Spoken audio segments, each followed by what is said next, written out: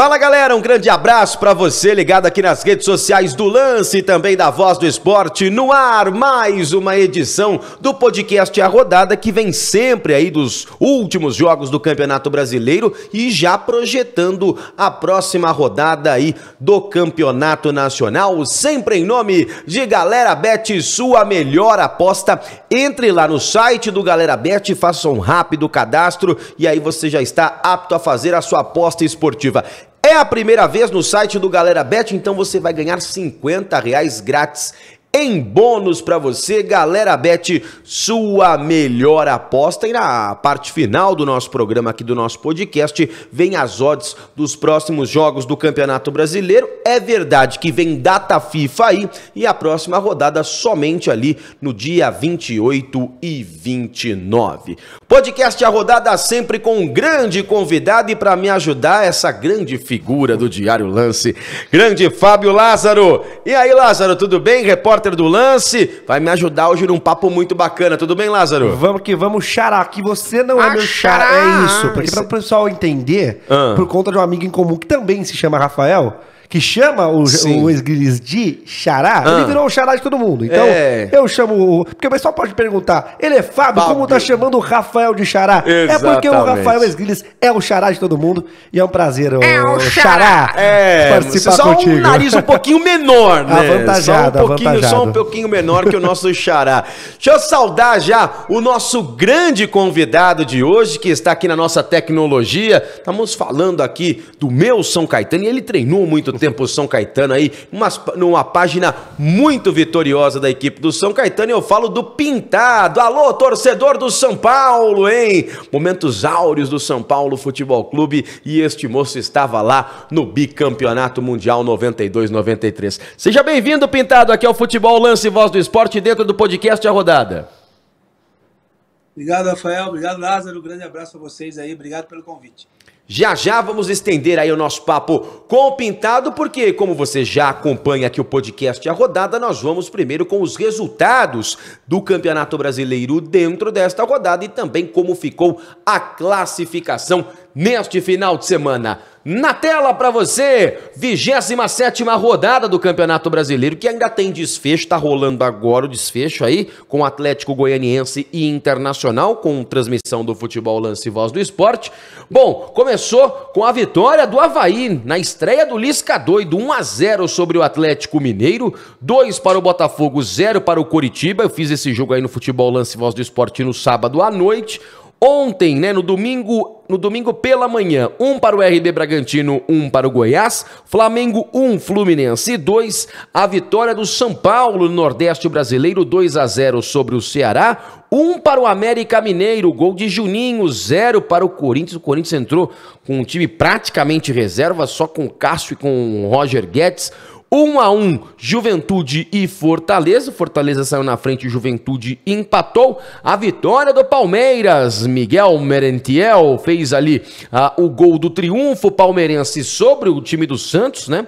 E o empate 2-2 entre Atlético Paranaense e Cuiabá. Relembrando que ainda temos momentos finais aí de Atlético Goianiense e Internacional pela 27ª rodada que você acompanha no Futebol Lance Voz do Esporte. Agora num passe de mágica, isso, classificação após 27 jogos, sem se esquecer que não estamos contabilizando aí a 27ª rodada dos clubes em questão hoje. O Palmeiras tem 57 pontos, é o primeiro colocado, segundo o Fluminense com 48, terceiro Internacional 46, quarto Flamengo 45, quinto colocado com 44 pontos, o Corinthians, mesma pontuação do sexto colocado, o Atlético Paranaense. Sétimo Atlético Mineiro com 40, oitavo América Mineiro com 39, também chegando para a briga aí por uma das vagas à próxima Copa Libertadores da América. Nono o time do Goiás com 37, Botafogo para completar na primeira página na 10ª colocação com 34 pontos.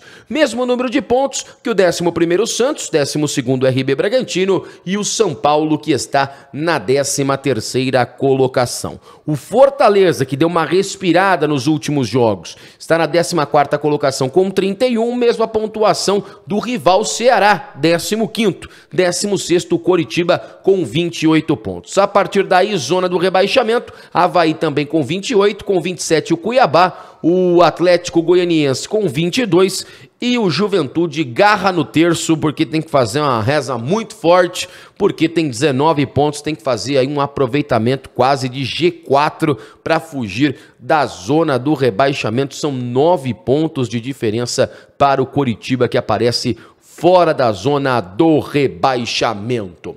Para você acompanhar gols e melhores momentos nas redes sociais aí do lance, para você acompanhar aí todos os melhores momentos e também todos os gols. Já vamos agora emendar para nossa entrevista com o Pintado. E Pintado, aqui a gente conta de forma cronológica, né, até de uma forma divertida, e para a gente envolver o nosso telespectador, o nosso ouvinte, o nosso internauta.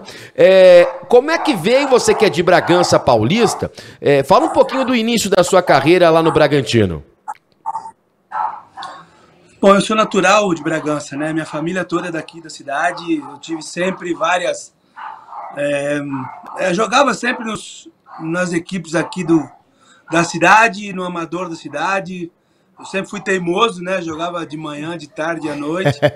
Até que surgiu a oportunidade de treinar no Bragantino, né? Com o professor Flávio, que foi treinador do Corinthians, aí da base do Corinthians. O Flavião me convidou e eu...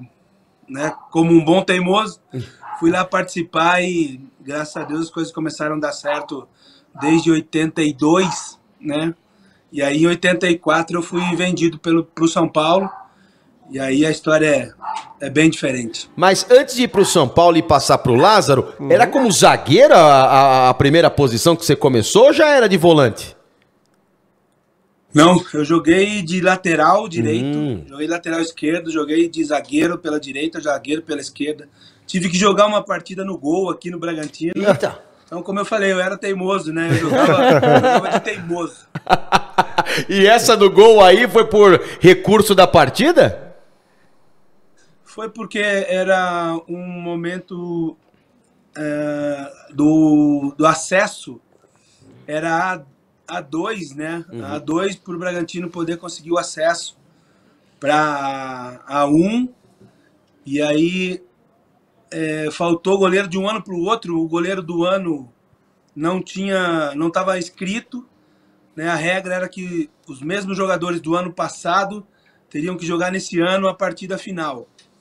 Então o goleiro do ano passado não estava mais, e aí o goleiro desse ano não podia jogar e não tinha outro goleiro. Aí acabei eu mesmo jogando no gol. Perdemos que 2-1 para o 15 de Jaú. Foi algo assim, um momento muito especial para mim, mas como eu falei, eu queria jogar, não importa, eu queria jogar. Vamos lá, Fabião. Ô, Pintado, você passou depois da formação pelo Bragantino, a passagem pelo São Paulo, você voltou, jogou profissionalmente também aqui da sua cidade, né? E foi ali que você se tornou meio-campista. Queria que você contasse como foi esse processo, que eu fiquei sabendo que tem um tal de Carlos Alberto Parreira por trás, né? Foi muito legal e é uma história curiosa, né? Porque o Parreira chegou no Bragantino e eu sempre fui muito voluntarioso, né? Para mudar um pouco a palavra de teimoso. Eu estava jogando como lateral, mas também já havia jogado de zagueiro. E eu fisicamente sempre treinei muito, né? Fisicamente eu era muito forte. E o Parreira chegando me perguntou: você gosta de jogar por dentro no Bragantino? O Parreira chega no Bragantino e me pergunta: você gosta de jogar por dentro ou na lateral, ou pelos lados? Eu entendi que por dentro era como zagueiro. E o Parreira estava dizendo como volante. E aí ele me colocou nessa posição como um primeiro volante, né? Quase como um terceiro zagueiro ali. Me adaptei muito bem, as coisas aconteceram de uma maneira muito positiva, e a leitura do Parreira foi fundamental, né? Para mim, quando ele começa a me dar algumas informações ali, para me posicionar, para estar sempre presente, né, nessa posição de primeiro volante, cabeça de área, eu também gostei muito da posição, me adaptei muito rápido, as coisas começaram a dar muito certo. E no momento de um Bragantino muito forte, né? A competição ali era muito grande entre os jogadores. Para mim foi muito bom. Tinha acabado de ser campeão estadual, né? Em 1990 ganha o Campeonato Paulista, 91 é vice-campeão brasileiro contra o próprio São Paulo.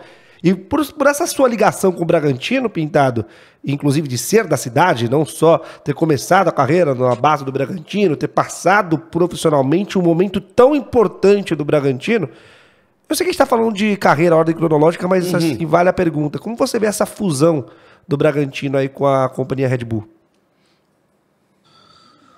Bom, primeiro pro esporte da cidade eu acho muito bom, né? Acho que isso é muito positivo. Uma empresa que compra um clube, ela passa a ser proprietária, né? Por isso a gente hoje tem muito essa discussão da SAF. O que nós no Brasil ainda não entendemos é que a SAF, ela é a proprietária do clube, né? Não existe outras pessoas que vão ter ascensão ao clube. Não existe mais que o torcedor quer, que a imprensa quer, não existe. Existe uma empresa que administra. Eu acho muito positivo para o Bragantino, para a cidade, movimenta muito o comércio da cidade, o Bragantino nesse nível, com uma empresa administrando o futebol do Bragantino. Isso é muito importante para a cidade, foi uma grande jogada aí das pessoas responsáveis pelo Bragantino. Então, para mim, eu acho muito positivo. Só que a gente, quando vê um Bragantino jogando de vermelho e branco, me assusta um pouco, né? Mas eu acho interessante e entendo que quando você compra, você é o proprietário. O proprietário tem direito de usar e fazer, administrar como ele quer. Mas, repito, eu acho muito positivo a chegada dessa empresa aqui no Bragantino.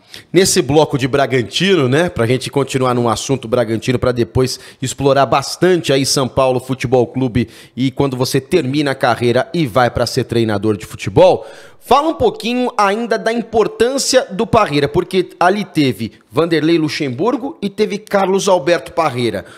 A linha foi a mesma de trabalho? Como é que você enxerga ali a saída de um, o começo de outro, no momento importante da história do Bragantino?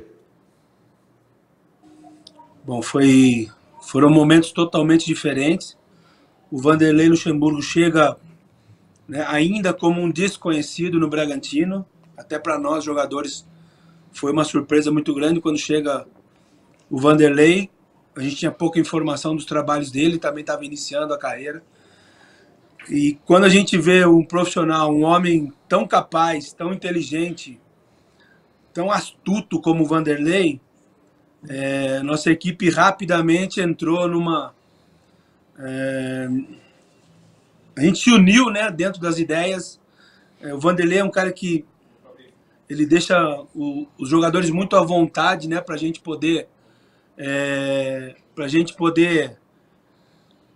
jogar, para você construir o seu melhor momento, para você poder render o seu melhor futebol, mas é muito prático, né? O Vanderlei é mais prático.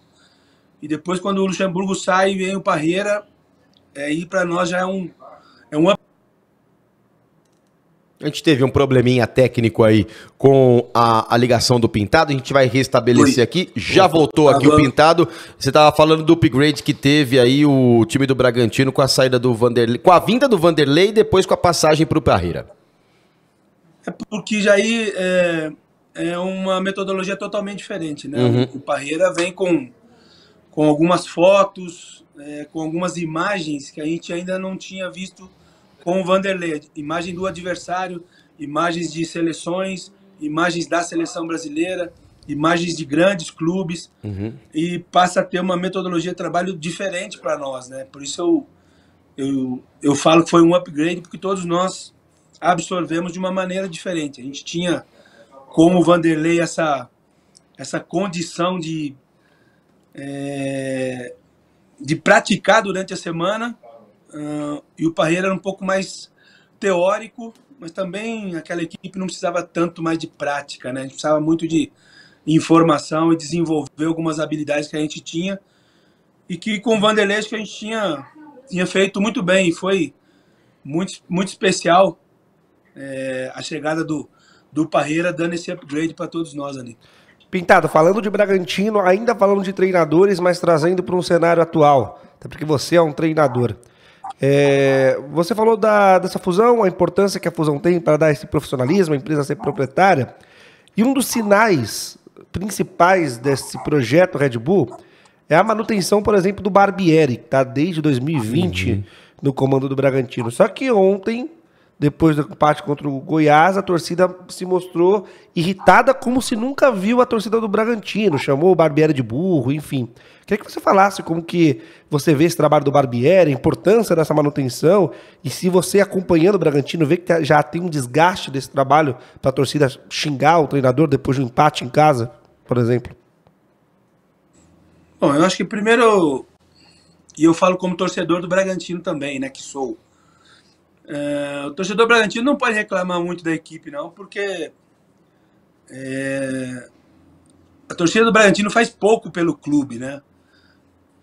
Sempre comparece em números que não passa desses 5 mil, 6 mil, 7 mil.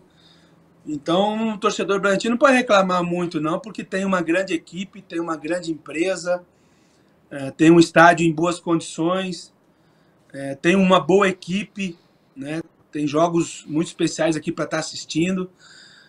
É claro que a gente sente o Bragantino como propriedade, né? A gente é da cidade, nós vimos um Bragantino crescer, ter dificuldades, voltar a crescer de novo, voltar à Série A, voltar a participar, né, de grandes campeonatos. E hoje a gente tem o Bragantino jogando uma Libertadores em Bragança, uma Sul-Americana em Bragança.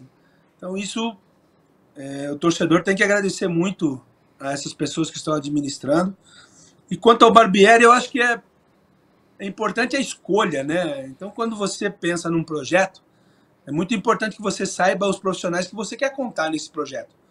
Claro que a gente fala de projeto no futebol, quantos estão ainda sobreviveram, né? Poucos projetos seguem aí 2, 3 anos, né? A gente sabe que futebol no Brasil é resultado, você tem que vencer amanhã para poder ter uma sobrevida, e já pensar no próximo jogo e não perder, porque a gente sabe como as coisas andam aqui. Mas o grande mérito do Bragantino é ter escolhido bem, né? Acho que o Barbieri é um cara que se encaixou muito bem no clube, se encaixou muito bem com a metodologia. A empresa que administra o Bragantino tem um know-how muito especial nessa escolha de profissionais. Então eu vejo que é muito positivo. Repito, a torcida é emoção. Aqui em Bragança não é diferente. Mas eu acho que o Barbieri tem plenas condições de mudar isso, com a confiança que a empresa passa para ele, né? E não só para o treinador, para toda a equipe. Faz muita diferença para aquele cara que sabe, né? Você dá várias oportunidades, você dá condição de trabalho, você dá confiança. Para aquele cara que não consegue sair, né, que ele continua derrapando, isso também faz parte, né, essas correções que você tem que fazer ao longo do caminho.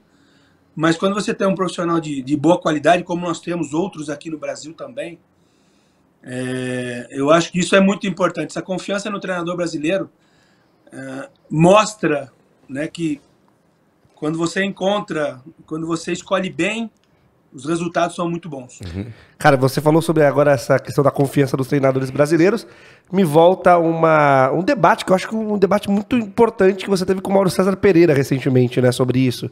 Depois que o Mauro César faz uma coluna no Estadão, na Folha, não sei se é no Estadão ou na Folha de São Paulo, falando sobre a vinda do Sampaoli, e aí depois ainda vem Jorge Jesus, Abel Ferreira. Queria que você falasse, mantém... Porque assim, eu acredito que sim, existem discussões que são ásperas que você não consegue extrair absolutamente nada. E aquela discussão, eu lembro que estava assistindo no dia, acho que era o bate-bola, que foi uma discussão onde os dois apresentaram as suas ideias, e foi de uma forma respeitosa e construtiva. Né? Então eu queria que você falasse um pouco desse episódio, da questão como você vê a postura, não só do Mauro, eu estou falando da questão da imprensa esportiva em relação a essa vinda dos técnicos estrangeiros, essa relação, nessa entrevista, por exemplo, você fala sobre um respeito maior aos técnicos brasileiros, por exemplo. Né? Então, de lá para cá, pode ser pouco tempo, se eu não me engano, essa entrevista foi no fim de 2019, começo de 2020, mais ou menos assim. E de lá pra cá, ainda assim, muita coisa mudou. Porque veio o Jorge Jesus, veio o Abel Ferreira. Né? Que você desse esse panorama, por favor. E te incomoda esse modismo? Eu queria, eu acho muito legal poder falar sobre isso, porque eu tenho esse tempo que eu tô tomando conta de algo muito importante para mim aqui, que é a minha família. Algumas coisas esse tempo que eu tirei para estar observando um pouco mais de fora nessas situações. Primeiro, esse lado dos estrangeiros do Brasil. Toda essa discussão, ela inicia, e ninguém pode esquecer disso, hoje ninguém fala mais, ninguém lembra. Mas o ponto mais importante dessa discussão não são os estrangeiros virem trabalhar no Brasil. São as possibilidades que nós, brasileiros, temos em trabalhar em outros países. Uhum. Porque essa reciprocidade ela é muito importante. Eu acho fundamental que estrangeiros com a qualidade que alguns estão vindo trabalhar no Brasil, eu acho muito importante que eles estejam aqui, eles acrescentam ao nosso futebol, acrescentaram para nós, acrescentam, continuam acrescentando para nós, treinadores brasileiros, mas eu queria ter a mesma oportunidade no país deles. A culpa não é deles? Ou eles fazem parte também disso? A nossa discussão não é que eles venham trabalhar aqui no Brasil, é que nós também tenhamos a possibilidade e a oportunidade de trabalhar onde... nesses países que nós abrimos, escancaramos as portas do futebol brasileiro. E repito, isso passa muito por escolhas. Quanto a essa moda, moda onde acaba, né? A gente sabe que não é muito fácil. Eu acho muito interessante a gente poder avaliar que a maioria desses treinadores estrangeiros, eles são treinadores de treino. Eles precisam de tempo para treinar, para implementar o seu trabalho, para implementar a metodologia, para conhecer um pouco a força ou a importância da comunicação, que eles façam um mínimo de esforço para aprender o nosso idioma, porque é importante, para você ter comunicação, você precisa falar o idioma. Né? E não é muito difícil, você faz esse esforço e tem como recompensa uma equipe que você pode administrar. Eu vou repetir, o treinador estrangeiro ele precisa de tempo, porque em nenhum lugar do mundo, nem Portugal, nem Argentina, nem Uruguai, nem Chile, nem Equador, nem Japão, em nenhum lugar do mundo você tem o calendário que tem aqui. É impossível você trabalhar, jogar terça, viajar na quarta, voltar na quinta, descansar, concentrar sexta, jogar sábado, e assim você passa um ano trabalhando. Em nenhum lugar do mundo é assim. Nenhum treinador do mundo tem essa adaptação e tem essa possibilidade de resolver melhor do que nós, brasileiros. E, mais uma vez, para esse calendário maluco, só nós, malucos brasileiros, treinadores brasileiros, que a gente conhece, que vai estar calor no Nordeste, você vai viajar 4, 5, 6 horas para chegar até o Sul, que vai estar frio, a alimentação é diferente, a gente conhece o jogador, a gente tem mais facilidade porque do mesmo país, a gente tem o idioma como facilidade, algumas manhas, né, dos atletas aqui no Brasil nós conhecemos melhor. Então, eu acho meio covarde para o treinador estrangeiro que chega e não conhece o nosso calendário, não conhece o nosso país, que nós, o calendário brasileiro joga na mão desses caras que vêm de fora do país essa bomba para resolver, para trocar o pneu do carro andando. Isso é uma grande dificuldade. Por isso eu acho que é importante que cada vez mais nós, treinadores brasileiros, sigamos nessa luta, sigamos buscando essas possibilidades de mostrarmos que em muito pouco tempo, que a gente não tinha como se reciclar, a gente não tinha um curso preparatório. Há 5, 6 anos atrás a CBF colocou algo importante para nós hoje, que a gente pode sim se atualizar, a gente tem informações para trocar. Então, em todos os outros países já existiam cursos, na Argentina, Portugal, na Europa nem se fala, era mais sério, era mais profissional. Então, a partir do momento que o futebol brasileiro oferece essa possibilidade dos treinadores brasileiros também serem reconhecidos como profissionais, eu acho que isso ajuda muito o futebol brasileiro. É uma visão muito importante, que a gente já ouviu tanta coisa, né, Fábio? Mas é uma visão importante também, até pra gente discutir isso também no nosso dia a dia, né? Do treinador brasileiro, porque quando se fala em treinador brasileiro, só se fala em centros, o mundo árabe, no Japão. Não estão falando nos outros centros, Portugal, a gente tem Espanha. Portugal, até o Pintado pode entrar nesse papo. Portugal, num passado, a gente teve o Autori, passou por lá, Abel Braga, Carlos Alberto Silva, Felipão com a seleção portuguesa. É questão muito do idioma, né, Pintado? Que a gente vê que no grande centro do europeu, e olha que Portugal nem é o grande centro, não é uma Inglaterra, não é uma Alemanha, mas tirando isso, a gente vai ter o Luxemburgo no Real Madrid e o Filipão no Chelsea, né, Pintado? Essa conversa aí não cola não, parceiro. Vou te falar que esse idioma não é mais essa limitação para a gente trabalhar. O problema é a licença. Sim. Na UEFA, na Europa, você precisa da licença da UEFA para trabalhar. Na Argentina, a nossa licença aqui no Brasil não vale ainda. Agora que começa a ter um pouco mais de abertura na América do Sul, a licença da CBF, agora que vai ter essa... vai ser chancelada pela Conmebol, pela UEFA. Então, é só isso que, particularmente, eu não acho justo, né, que o profissional venha para cá e possa trabalhar com uma carteira de identidade e nós tenhamos que sonhar em iniciar uma licença na UEFA. Você tem que começar lá no 4º estágio, lá em tanta dificuldade, para que você sim tenha uma reserva de mercado. Eu entendo isso, claro que entendo. Mas essa reserva de mercado, ela não deveria ser, mas ela é de duas mãos, né? A gente precisa cuidar um pouco da gente aqui também, porque senão acaba vindo, talvez, aparecendo algo que não nos ajude e que não acrescente o futebol brasileiro. E no meu ponto aqui, o Guto Ablas, nosso repórter e produtor, tá apontando assim que o idioma não é tão dificultoso assim. A Pia tá há 3 anos aqui comandando a seleção brasileira sem falar português. E mesmo assim, ela consegue aí de uma forma ou de outra. Joguei até no ar que poderia até ser uma questão. Sim.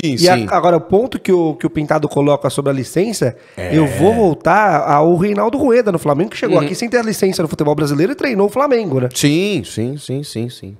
No Atlético Paranaense também, né? Quem assinava era o Paulo Autuori, era o Antônio Oliveira, né? O Antônio Oliveira. O Antônio Oliveira que trabalhava. Não é contra o profissional. Isso é o problema nosso brasileiro. É a nossa legislação que aceita esses absurdos. Por falar em treinadores e bons treinadores, como é que você chega no São Paulo do Tele Santana? Como é que acontece esse flerte entre São Paulo, Pintado e Tele Santana para você desembarcar no Morumbi, nesse time que é maravilhoso, que o torcedor se lembra até hoje desse campeonato da Libertadores, também do Mundial 92, 93. Quando você chega no São Paulo, Pintado? Bom, eu sou vendido do Bragantino para o São Paulo, porque naquela época era a lei do passe ainda, né? O Bragantino era dono do meu passe, o São Paulo comprou o meu passe, e aí eu chego no São Paulo em 84, né? Meio de 83, final de 83, 84, fico 84, 85, 86. Com o Cilinho. Esse tempo todo Fiquei com o Cilinho, exatamente. Foi o Cilinho que pediu minha contratação. Foi esse início da minha jornada no São Paulo. E aí eu volto, né? Não consegui me adaptar muito rápido no São Paulo, que tinha Oscar, Dario Pereira, Silas, Miller, Falcão. Era uma equipe muito forte. E para mim eu tive dificuldade para me adaptar, né? Para entrar nesse ritmo. E aí eu volto para o Bragantino como uma opção para iniciar um trabalho com o Vanderlei Luxemburgo, aquele Bragantino que foi muito interessante, né, para a maioria de todos nós, o início da grande história do Bragantino. E aí nós jogamos esse ano de 91, nós fizemos um brasileiro muito bom, e o Parreira era o treinador, e teve um jogo aqui em Bragança, foi Bragantino e São Paulo. E eu fui muito bem no jogo, para mim era um momento, né, que eu sabia que era importantíssimo que eu jogasse bem, que a minha atuação fosse boa, porque o São Paulo, que era a minha equipe, né, que eu sabia que era o proprietário do meu passe, ia estar me observando, era a oportunidade que eu queria. E eu fiz um grande jogo, as coisas deram muito certo, acho que foi 0-0, um jogo assim. E o Tele assistiu, ele não estava no banco, mas ele assistiu o jogo e falou e observou, né? Falou, poxa, esse menino é muito bom jogador. E um diretor do São Paulo disse, mas esse é um jogador nosso, Tele, esse jogador é nosso, é do São Paulo. E quando acaba o ano e o São Paulo é campeão brasileiro,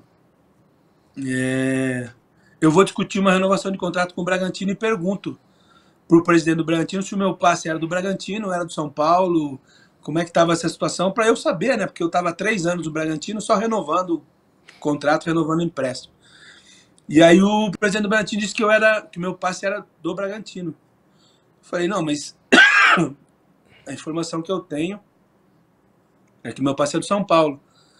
E o presidente do Bragantino ficou muito pé da vida comigo e falou, então tá bom, pode ir embora que aqui você não joga mais. Vai lá pro São Paulo, então, joga lá no São Paulo. Aí eu, poxa, no momento da vida que eu tinha acabado de casar, minha filha pequenininha, num momento muito difícil, assim, eu volto pro São Paulo e o Moraci Santana, né, me representa no São Paulo. Eu falo, Moraci, meu passe é do São Paulo, eu queria saber com quem eu falo, quem eu resolvo. Ele falou, não, Pintado, pode trocar de roupa que o Tele quer te ver. O Tele quer ver você treinando, o Tele quer ver você aqui com a gente, já falou isso, sobre isso, pode conversar ali com o diretor e já pode iniciar a pré-temporada. Eu não acreditei, né, cara? Pra mim, eu falei, pô, era a oportunidade que eu pedi a Deus, era o momento que eu trabalhei tanto, que eu lutei tanto para conseguir. E aí eu começo a pré-temporada e tinha que dar 10 voltas, eu dava 12. Tinha que chegar às 8h30, eu chegava às 7 horas. Eu sempre fazia algo a mais para que fosse valiosa a minha pré-temporada, né? E aí o Tele falou, não, pode acertar o contrato com o Pintado aí, é nosso, vai ficar aqui com a gente. E o Bragantino entrou na justiça para tentar recuperar meu passe, e o São Paulo foi e falou, não, tá aqui os documentos, é nosso jogador. E foi um momento muito especial da minha vida que o seu Tele me ajudou muito como pessoa também, né? Isso para mim foi importante. Estamos conversando com o Pintado, nosso convidado aqui do Futebol Lance e Voz do Esporte, dentro do podcast A Rodada, sempre em nome de Galera Bet, sua melhor aposta, já as odds para você aqui. Enquanto isso, a gente vai rolando esse papo aqui com o nosso grande Pintado aqui no site do... Você tá tanto na Voz do Esporte quanto no Lance, aproveite e vai no site do Galera Bet para fazer a sua aposta esportiva, Fábio Lázaro. Ô Pintado, a gente vai passar pela sua carreira como treinador, mas eu não vou nem perguntar se o Tele foi o maior que você passou como jogador, que eu acho que é óbvio. Até pelas conquistas e pelo tamanho que é Tele Santana. Mas o que você tem de Tele Santana? O que o Pintado treinador tem de Tele Santana? Carrega um pouquinho de Tele Santana. Poxa, Fábio, eu seria injusto de falar só do Tele, porque eu tive o Cilinho como treinador, que na época era um gênio, um cara à frente do tempo. Tive o Vanderlei Luxemburgo, talvez no seu momento mais iluminado, né, criativo da vida. Tive o Parreira, tive o Zagallo como treinador na Portuguesa, tive o Menotti no México e tive o Tele, né? Então, é muita informação, são profissionais que oferecem muita informação, que ajudam muito a todos os jogadores, a todos os profissionais que estão juntos, transbordam conhecimento, experiência, vivência, né? Então, é muito especial esses profissionais para mim. Claro que o Tele, nós ganhamos muitos títulos importantes juntos, dia a dia a gente era muito próximo, nunca foi um cara muito simpático, assim, muito alegre, mas sempre foi um cara muito sério, muito profissional e que exigiu muito do meu lado profissional, do meu lado pessoal, para guardar dinheiro, para cuidar do meu futuro. Então, óbvio que eu tenho o Tele como grande referência. E essa exigência na perfeição. O Tele lutava muito para que a gente fosse perfeito em tudo que a gente fosse fazer. Vai fazer um passe, faça o melhor que você pode. Vai bater, vai chutar no gol, Chuta o melhor que você pode. Então isso eu trago não só na minha vida pessoal, mas também na minha vida, principalmente na minha vida profissional. Bom, 92, 93. Campanhas da Libertadores da América. Na sua concepção, qual foi a mais difícil? Se você tem uma história deliciosa para contar pra gente aí, porque imagina, se já tem estádios, algo deu uma melhorada agora, mas imagina estádio 92, 93, né? Aqueles estádios bem antigos, né? Na América do Sul. Conta alguma história aí e pra você, qual foi a mais difícil campanha? Em 92 ou 93? Sem dúvida 92. 92 foi um momento muito especial. São Paulo, o futebol brasileiro, né, não dava muita importância para a Libertadores. Era um campeonato que a gente meio que descartava, né? E a gente tinha sempre essa ideia de dar valor para um campeonato, para outros campeonatos ou para algum torneio internacional e menos para a Libertadores. Eu acho que a partir do momento que o São Paulo enfrenta os argentinos nessa Copa Libertadores de 92, a ficha do clube cai, né? A ficha do futebol brasileiro cai. Essa rivalidade do argentino com o brasileiro criou pra gente assim uma casca e que a gente viu que a gente podia enfrentar de igual para igual e jogar bem. Eu acho que isso ali foi um grande momento, foi o start para essas conquistas importantes que o São Paulo teve. E sem dúvida que o jogo contra o Boca, um jogo que nós fizemos na Bombonera e os caras tacavam gelo, jogavam gelo na gente dentro do campo. E é complicado você guardar o gelo, né, para mostrar, olha a prova aqui do crime, o gelo vai derreter. Né, então foi um momento muito especial. A gente não podia nem tomar água, né, da onde a gente ia. O Moraci Santana, cara super profissional, super inteligente, grande amigo, capacitado demais. Sempre fazia com que a gente levasse a água daqui do Brasil para tomar água de lá, para não ter nenhum problema, né? Aquele tempo não tinha doping ainda, era uma beleza. A gente enfrentava cada personagem que a gente falava, esse cara tá acompanhado no jogo, né? Não é possível. Você batia no cara e o cara não sentia nada. Então, foi em 92 mais difícil. E você acha que muda o patamar com esse time do São Paulo do Tele, muda o patamar um pouco do interesse dos clubes brasileiros na Copa Libertadores? Você falou uma coisa que sempre fica na nossa cabeça, né?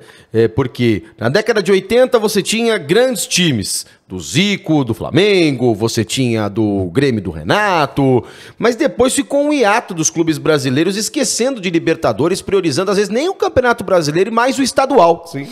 E aí chega o time do Tele, chega o time que encantou todo mundo e começa a virar essa coqueluche pro time brasileiro ganhar a Libertadores da América. Se você vê pelo time ou pela campanha que o São Paulo fez pelo título da Libertadores que levantou um pouco esse interesse dos clubes brasileiros na competição? É interessante falar sobre isso porque não dá para você não associar, né, aquele grande time, aquela equipe vencedora que jogava bem, jogava bonito, com toda a história do Tele, todos esses ingredientes de uma equipe de futebol que qualquer torcedor quer. Mas essa união da equipe com o torcedor, torcedor são paulino, isso foi algo maravilhoso, foi algo muito especial. E eu acho que aí as outras torcidas começaram a exigir dos seus clubes, né, dos seus times. Nós também queremos fazer uma festa assim. A gente também quer jogar um campeonato. A gente também quer ganhar. Não é tão fácil, né? A gente sabe que não é simples você jogar e ganhar uma Libertadores. A gente está vendo isso ainda hoje. Claro que hoje a hegemonia, a superioridade do futebol brasileiro ela é muito maior.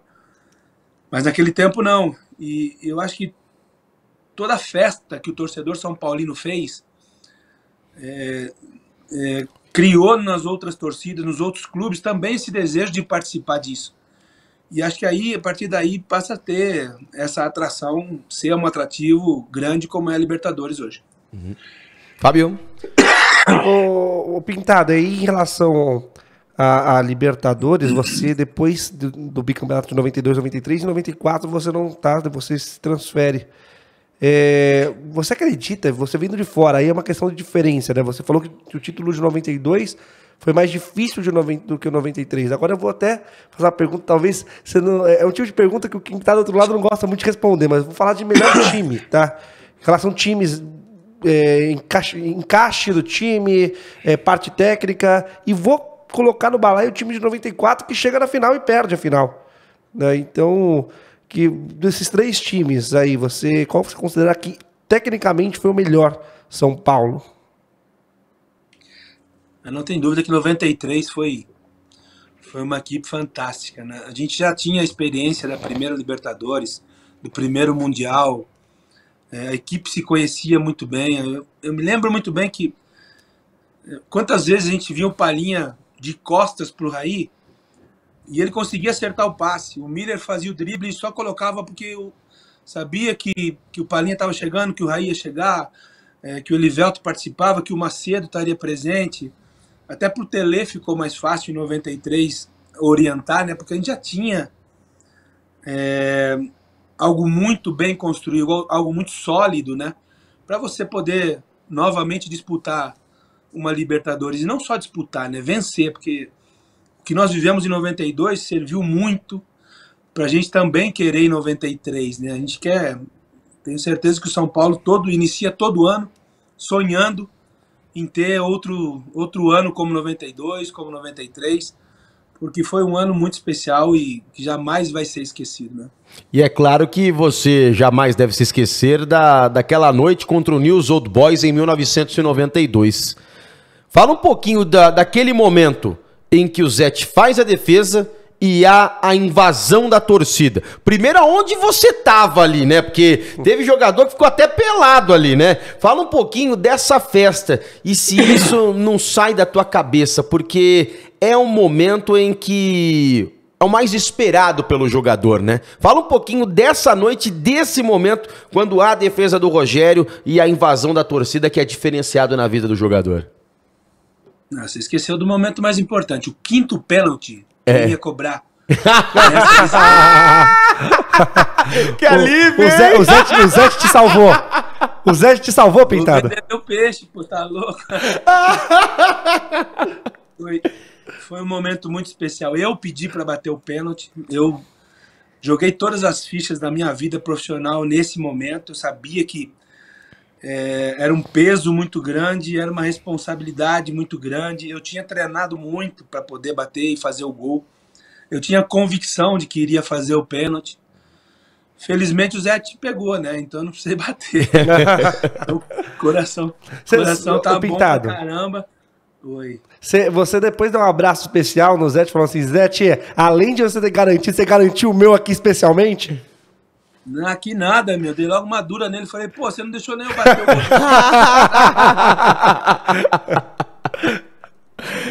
E aonde você tava naquela confusão lá da entrada da torcida? Então, eu lembro que quando o Zete pega o pênalti, todos nós fomos lá pro gol, né, pra comemorar com o Zete. E eu fui também. Aí depois eu me lembro que eu já tava no meio campo, que o pessoal me empurrou pro meio campo. Aí daqui a pouco fui para uma lateral, perto da torcida, onde tem um símbolo, o escudo do São Paulo. E depois me lembro de entrar no vestiário só de cueca, cara. Que eu só fiquei com um pé de chuteira, tenho até hoje esse pé da chuteira. E só fiquei com um pé de chuteira de sunga naquele momento, o resto o torcedor levou tudo, mas que festa maravilhosa, que momento emocionante. Tem mais uma do São Paulo que eu quero inverter, eu quero ir pro México um pouco para falar sobre isso. Vamos pro México, então vamos pro México. E essa experiência com o Menotti, Cruz Azul, você foi jogar no Cruz Azul, né? Isso. Fala um pouquinho dessa experiência com o Menotti, que era um dos grandes técnicos, e foi um dos grandes técnicos do futebol sul-americano, dessa experiência com o técnico argentino jogando no México. É algo, para mim, é algo muito especial que eu tenho guardado. O México, para mim, é meu segundo país, minha segunda pátria. Tenho muitos amigos lá, tô sempre aparecendo, tô sempre vendo futebol mexicano, gosto muito da comida mexicana. Como pimenta igual mexicano, gosto muito, faz parte para mim é uma lembrança muito especial que eu tenho hoje presente ainda. E o Menotti, ele não era o treinador da minha equipe, mas isso o argentino tem muito mais do que a gente. O argentino gosta de sentar numa mesa, tomar café e falar sobre futebol. Eles ficam um dia todo falando sobre futebol, lembrando de futebol. A cada lance emocionante, a cada rodada existe uma discussão. E sentam-se outros treinadores. E a gente sempre tinha um restaurante italiano, pequenininho ali, algo muito gostoso, bem na Avenida Insurgentes do México, que sempre foi point ali para a gente estar junto dos grandes profissionais do futebol. E o Menotti sempre ia nesse restaurante e ele gostava muito de fumar, mas fumava muito, muito, muito, muito. Tava ali sentado na mesa, a gente sentava para conversar, tomava um café, comia alguma coisa, estava sempre beliscando, trocando ideia, trocando informações. E o Menotti sempre foi um cara muito, muito inteligente, né? Ele não era assim da parte tática, da parte técnica de jogador. O Menotti era estrategista e era um cara que sempre posicionava algumas coisas pra gente, já naquela época, né? Os famosos 3 zagueiros, uma linha de 5, né? Ele já começava a falar sobre isso. E quando você conversa com uma pessoa com tanta história assim, você quer cada vez mais. E eu, sempre que podia, estava sentado. Eu, Julio Zamora, Norberto Scopone, Sérgio, são profissionais argentinos também, né? Que a gente, como estrangeiro, a gente era mais unido ali, porque a gente não conhecia muita gente. A gente se juntava para poder trocar ideia. E eu era o único, eu fui o primeiro brasileiro na história do Cruz Azul, né, a jogar pelo Cruz Azul. Ganhei um título, né, tive momentos muito especiais que até hoje eles reconhecem isso lá. Sempre que eu vou, pagam minha passagem, pagam meu hotel. Eles sempre, né, continua viva essa história, né, desse título importante. E isso para mim é algo muito especial que eu guardo no coração. E essa passagem com o Menotti, eu ainda escuto ele, um cigarro com café e falando de futebol. Bom, nós temos 6 minutos para liberar o nosso pintado. Vamos tentar acelerar um pouquinho, porque tem alguns pontos. Quando você decide terminar a carreira de jogador para virar treinador?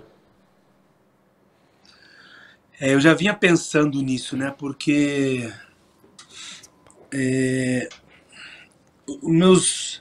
meus últimos anos de atleta, né? Eu já tinha meio que planejado, né, esse tempo. Mas é muito difícil para o jogador falar, puta, eu não vou jogar mais, eu não quero mais jogar futebol. A minha vida inteira eu fiz isso, era a única coisa que eu sabia fazer. Então, meus últimos anos já comecei a me aproximar das comissões técnicas, dos treinadores, já comecei a me preparar com os cursos que eu tinha na época, com as condições que eu tinha na época, que iniciava-se na Universidade Federal de Minas Gerais. Iniciava-se um curso de treinador de futebol pela Faculdade de Educação Física. Então eu treinava, jogava, mas eu sempre tinha à noite esse curso para fazer, né? E eu já iniciei essa ideia de ser treinador, de iniciar na comissão técnica. E para mim foi algo muito especial, né? Tudo que eu aprendi como atleta na prática, você vê que é importante, não tenha dúvida que é um diferencial. Mas que naquele momento o futebol brasileiro principalmente estava mudando, né? Você também precisaria da parte teórica, e foi ali no final de 2000 que eu iniciei essa preparação para ser treinador. Fábio? Depois vou dar uma passeada agora na sua história como treinador, porque acredito que o ápice do treinador é treinar uma equipe de um porte do São Paulo, principalmente você que tem a história do São Paulo. E você trabalhou no São Paulo, você teve a oportunidade de dirigir um jogo ou outro na transição Rogério Ceni e Dorival Júnior, mas saiu de uma forma estranha, né? No mínimo posso dizer estranha. Queria que você falasse um pouquinho dessa saída, se sentiu de uma forma atraído pela diretoria da época, pela forma que foi, você tinha expectativa que poderia assumir aquele campeonato até o final, após a saída do Rogério Ceni, por exemplo? Bom, primeiro, antes de falar de saída, eu quero falar da minha chegada, né? Eu tinha acabado de voltar do México, eu tinha acabado de trabalhar 2 anos, 1 ano e meio, mais ou menos, no Cruz Azul como auxiliar da casa, como auxiliar fixo da casa. Eu conhecia muito bem a função, eu já sabia como era. Também tinha ganho título no Cruz Azul como parte da comissão técnica. E quando eu volto para o Brasil, eu assumo o Guarani, faço uma campanha, acho que eu sou o terceiro ou quarto treinador com maior tempo de invencibilidade, né, no Guarani. E a partir daí recebo um sonho, né? Volto a sonhar novamente em poder voltar para o São Paulo. Eu nunca discuti salário, né, para voltar ao São Paulo. Eu disse que sim, aceitava, não me importava a função, não me importava o que eu fosse fazer, não me importava salário. Sim, eu queria voltar para o São Paulo. Profissionalmente, para mim também seria muito interessante. E aceitei essa volta incondicionalmente, né? Para mim foi muito bacana. Eu sempre fui informado que eu seria o auxiliar da casa, que eu faria parte de uma transição, como fiz, né, no Cruz Azul também, alguns atletas da base para o profissional, tudo que cabe, né, a uma função.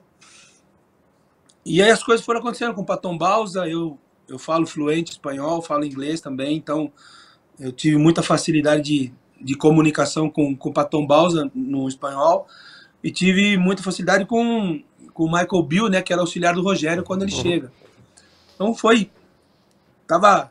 tava no céu realmente, imaginava que as coisas poderiam se encaminhar. As coisas que me incomodavam, eu sempre falei para as pessoas que eu tinha que falar, presidente, para treinador, para preparador físico, para as pessoas que eu via que eram os responsáveis, que realmente mandavam. Eu sempre fui muito claro, porque achava que isso era importante, né? Eu pontuar onde está errado, mostrar que isso não vai dar certo, por já ter vivido, por ter experiência, você mostrar que isso está errado, que no futuro isso vai dar errado, que isso não vai dar certo, que é importantíssimo você cuidar de um patrimônio financeiro também, de um clube como São Paulo. Talvez isso tenha incomodado algumas pessoas, né? Não cheguei a ter nenhum desgaste com ninguém, pessoalmente. E aí, quando sai o Rogério, chega o Dorival e me chamam para dizer que o Dorival queria trabalhar só com a comissão técnica dele e não queria ninguém fora da comissão técnica.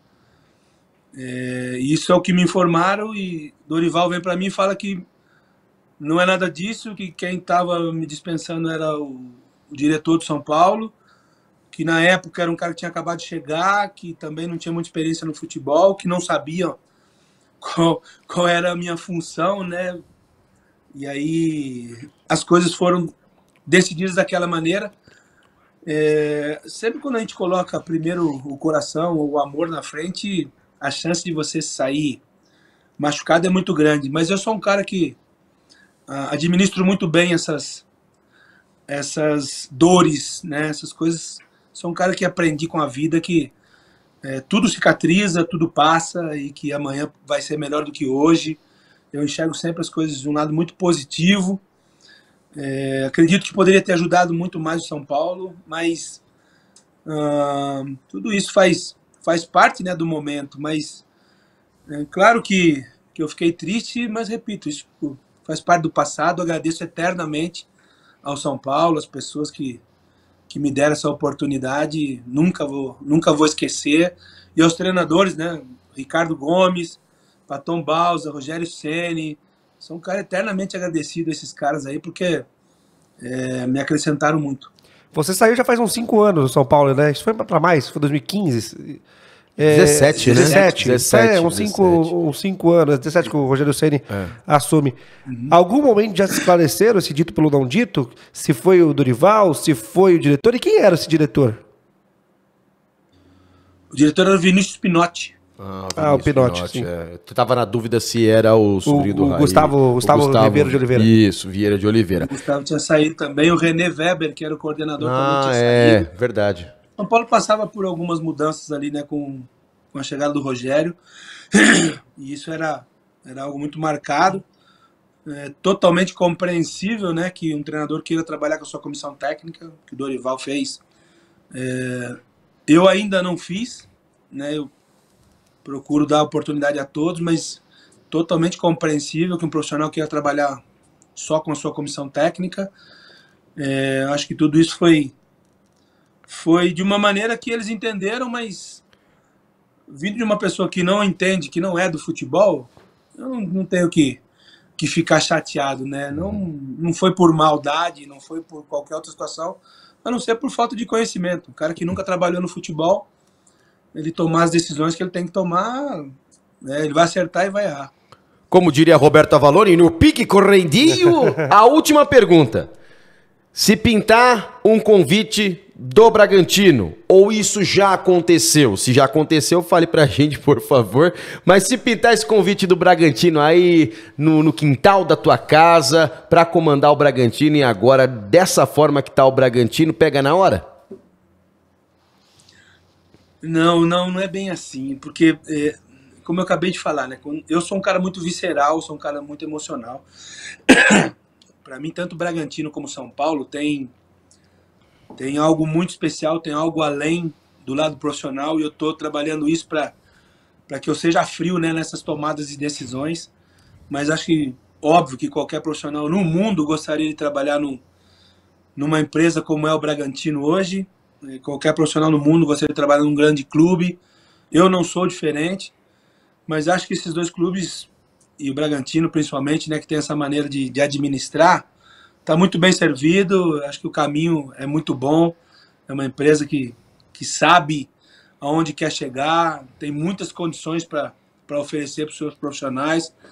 Eu vou continuar lutando aqui e quem sabe um dia a gente possa estar falando que isso aconteceu. Que papo, que show de bola esse papo aqui com o Pintado. Quero agradecer imensamente a você, Pintado, por essa troca de ideias, que foi muito legal, né, Fábio? Falar aí sobre diversos assuntos. Pintado, muito obrigado aí por você ter recebido e atendido o nosso convite aí do Futebol Lance e Voz do Esporte aqui no podcast A Rodada. Grande abraço, sucesso sempre, meu amigo. Obrigado a vocês, um grande abraço. Pô, foi muito bacana mesmo. Infelizmente tenho um compromisso aqui rapidinho, que esse não dá para esperar. Eu agradeço muito a oportunidade.